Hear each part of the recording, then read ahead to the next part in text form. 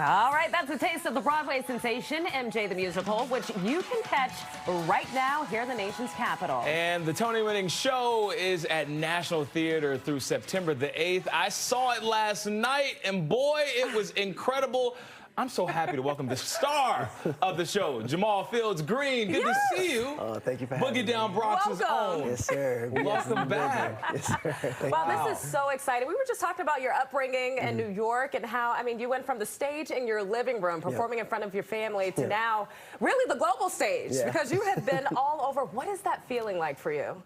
It's exhilarating, you know, but it's also that feeling of that feels right in your soul. You know, I've of course worked for a long time, practiced, you know, and worked my tail off for a lot of years. So, you know, getting to this moment where I get to, I guess, show the world what you got. Show the world what I got. You know, I've been working for this moment for a long time, so I just, it's great. You know, it's exciting. Yeah, you deserve it. Listen, when I was at the show, there were so many moments where I wanted to say, get him some water. Get him some water, get him a Gatorade, get him a towel, because you work so hard on that stage, and without giving too much away, but there were just so many moments where I was like, he's gonna dance again? He's gonna do a whole full number? How in the world do you do it? Whew, a prayer. Honestly, but it's the practice, you know. Of course, we're playing anyone that plays this role. We're playing the best to ever do it. Michael Jackson, you know, with the territory, you know, you have to approach it with a certain amount of focus and discipline.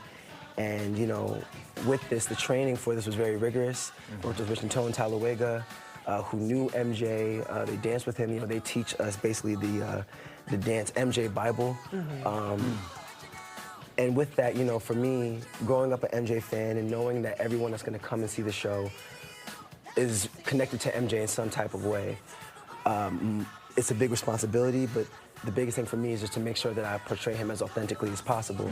And that man went 128% every single time. And you know, I feel like I'm only doing a fraction of what he did, but if I can give someone just a sliver of what he was doing, then I've done my job. Did you feel increased pressure when you took this role on, just knowing that, I mean, MJ's music, he's gone, but his music, his legacy, it still lives on for generations. Of course. And so you have fans who span many generations. And so, when you said, I'm going to take this up, what was that like for you? Did you feel that pressure? Of course, you know, you can't not feel it, you know. It's different from playing just a character out of the blue. We're playing someone that walked and breathed on this earth. You know, their legacy is in our hands for the duration of the show.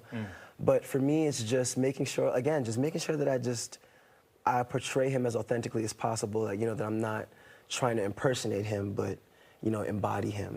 You know, and just with that legacy, of course there comes pressure, but for me, I mean, I love it. What'd you say? You got this. I love it. I love it. Listen, I want you guys to go see the show because it is so good. You're fantastic in it. Let's get into you a little bit. So congratulations, new fiance. Yes, thank you. Wow, this is incredible for you. Thank she's you. also on the cast. She is. Did an incredible job last night. Thank you. But what people don't know about you is that you almost went to Howard University. I did. And for anyone watching, the only reason why I didn't go is because you know they're going to ask the question, why are you not a Bison today? They're going to be like, what? The only reason why I didn't go, my mom's going to laugh when I tell the story.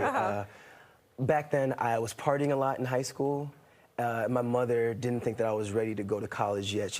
She would tell me, I think you might need to take a leap year. I didn't want to. And I was auditioning for schools, and I got into Howard. But when I visited the school and I was on campus, I loved it so much. I actually had a very mature moment where I was like, if I go here, I don't think I'm gonna focus because I'm gonna get caught up in the culture of everything, and which is beautiful. But just who I was back then. Wasn't ready to be hyper-focused at the time. I would have gotten caught up in the world of Howard, you know. How could you not? But I would have flunked out. So that's the reason why I didn't go. I think you would have been fantastic. Thank you. You can be a Bison at heart, and I wish we had more time to get even more into your backstory. Loving how you got into to musicals in the first place as a high school athlete. But well, that just means you got to come back and talk to us. And he's going to be sticking around. He's here until September the 8th, guys. You got to see him. And he's got a birthday show coming up. He'll tell you about that later. September the 2nd. All right, Jamaal, well, thank you so much for stopping by. We really appreciate you.